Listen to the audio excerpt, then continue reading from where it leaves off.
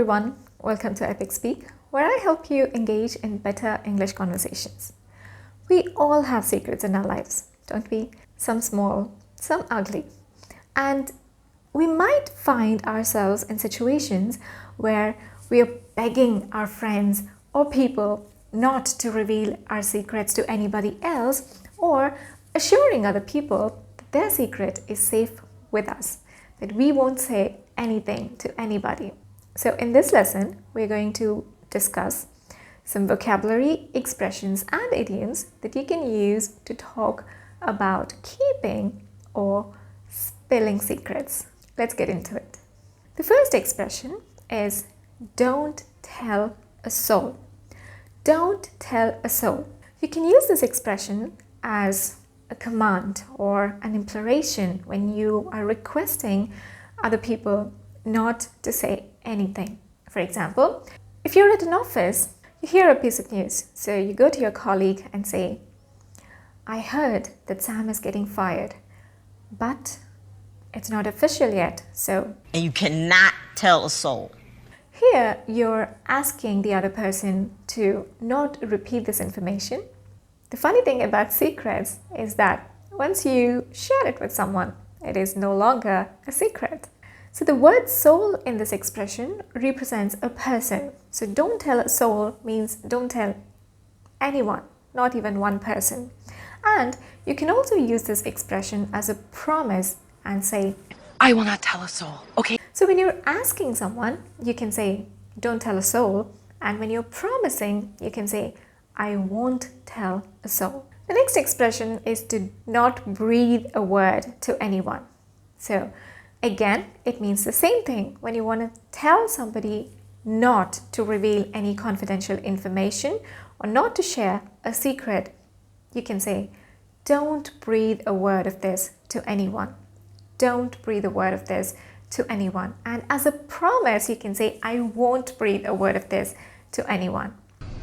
If you breathe one word of this to anyone, You will not breathe a word of this lie to anyone else. The next expression is, my lips are sealed. My lips are sealed. Now, this is an expression that you can use when you want to assure people that you won't say anything to anybody, or you won't say anything about that particular information, that piece of information. You won't reveal it to anybody. Let us say you're friends with a couple, Adam and Eve, and they're going through a breakup. Now you meet Eve at a shopping mall. You get to talk to her, but then Eve says to you, please don't tell Adam that you saw me here. I don't want him to get back in touch with me. Just don't tell him anything about me, right? And then you can say, my lips are sealed.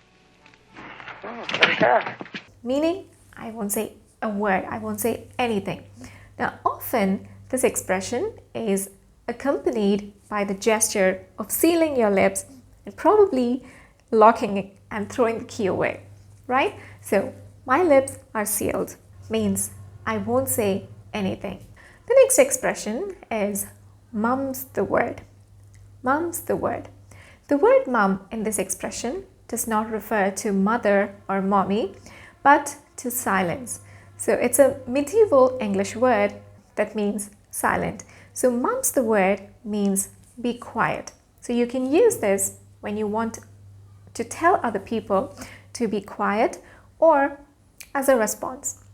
Let us say you're planning a surprise birthday party for your friend Sam. You've enlisted other friends to help you with the party, but you also want to warn them to be quiet until the day of the party. So you can tell, remember, mum's the word. Meaning, be quiet about it. Don't reveal the surprise to anyone. Or it can also be used as a response. For example, when you're talking to your friends, you say, I don't want Sam to know about it until the day of the party. Then your friends might respond and say, Mum's the word. Meaning, they're saying, we will be quiet. Another expression that you can use, and this is a very fun and interesting expression, and probably my most favorite of all, is I could tell you, but then I would have to kill you. I could tell you, but then I would have to kill you. You can use this expression when you don't want to answer somebody's questions. For For example, if you're hosting a dinner party, one of the guests comes up to you and asks you, "That chocolate cake was amazing. Can you give me the recipe?" And you don't want to share the recipe, you can say, It's classified. It's what? It's classified. I could tell you, but then I'd have to kill you. or if someone asks you, "How do you get such great deals on designer clothes?" and you don't want to share the secret, you could say, "I could tell you, but then I would have to kill you." The next one is cloak and dagger. And this is a phrase that can be used as an adjective to indicate secrecy and plotting. If you want to talk about something that's happening secretly, mysteriously, then use this. For example, "I want to know who she is meeting with every evening in a cloak and dagger style." So, you want to know who she is meeting with every evening so secretly. The next expression is, "Your secret is safe with me." Now, as you might have guessed, this is an assurance. When you want to assure other people that you are not going to reveal their secrets. For example, if you walk in on somebody having a personal telephone call, or if a friend unintentionally says something to you that he didn't intend to say, and now he's worried that you would repeat that information, you can assure them by saying, "Oh, don't worry, your secret's safe with me." Meaning, I won't say this to anyone, I won't repeat it to anyone. No need to be worried. The next expression is to give the game away. To give the game away is to unwittingly, unintentionally reveal a secret or a surprise. Remember Sam, for whom you were throwing a birthday party? One of the friends that you asked to help came to you while you were talking to Sam and asks you, he's absent-minded, so he just asks you, "Should I order chocolate or pineapple cake for the party?" Yes, he did it. He gave the game away. Don't give the game away. Now, another expression that means the exact thing is to spill the beans. To spill the beans also means to reveal something that was supposed to be kept hidden or kept confidential.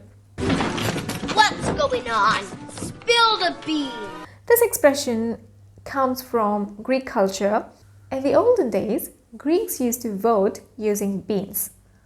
Yes, if there is a motion, then people would vote with white beans in favor of the motion and dark or red beans against the motion.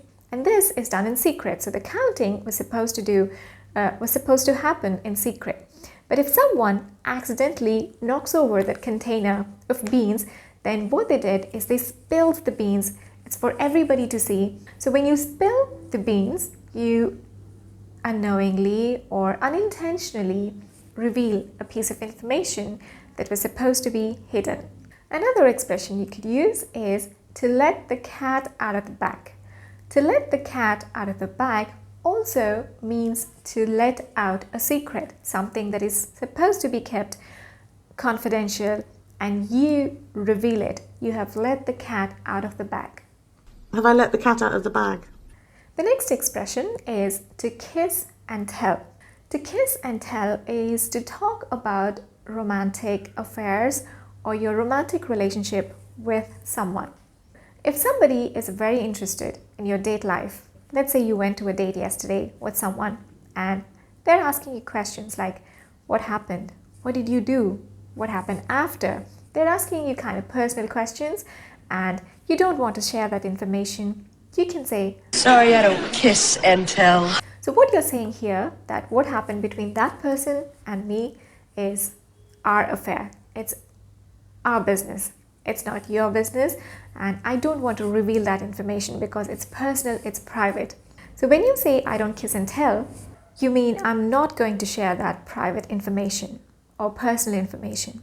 Now, you can also use this expression to talk about other secrets, even if they're not personal or private. For example, a friend confessed a deep, dark secret about herself and says to you, please don't say it to anyone. I don't want anybody else to know. You can say, oh, I don't kiss and tell. Meaning, I won't say this to anybody else. The next expression is to take something to the grave or to carry something to the grave.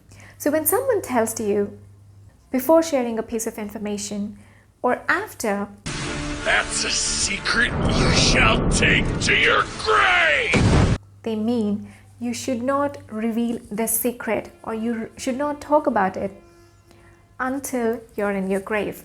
As long as you're alive, this information should not be out. So, if you carry a secret to your grave, you hold on to that information, to that secret, until you're in your grave, meaning until you're dead. What happens when you die? You're put in a grave, right? So you hold on to that information, you keep that secret your entire life. That's when you say, "I'll take it with me to my grave." The next expression is hush hush. Again, just like cloak and dagger, hush hush is an expression that you can use to talk about something which is highly confidential, something that is known only to a couple of people, a few people. For example, I just came to know that my cousin got married last year, but I didn't know it until now because the entire thing was all very hush hush. Means she got married in secret, nobody knew about it. It was all very hush hush.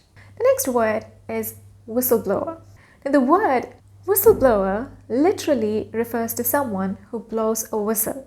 You remember in the olden days, policemen used to have whistles, and while they were on patrol, if they saw something fishy, if they saw something funny, they would blow their whistle to call the attention of other policemen. Similarly, a modern day whistleblower is someone who works in an organization. He does call attention to something like a criminal activity or an illegal activity going on in the organization. So an employer working in an organization talks about something or leaks information about a criminal or illegal activity happening in an organization is a whistleblower. The next word is closet. Now this is a word that you can use to talk about things done in secret or things trying to be kept a secret. A closet is a cupboard and things in a closet are kept hidden, right? So this can be used before a noun to indicate secrecy. So if you're a closet smoker, then you smoke, but you don't let people see that you are a smoker. You do it hidden. You want to keep it a secret. Similarly, if you're a closet abuser, you are an abuser, you abuse people, but you pretend as if you don't. You don't let people see that you are an abuser. So, what is your secret? Do you have one? If you do, let me know in the comment section below. I'm sure it would be very interesting to read. Thank you so much for watching. See you soon.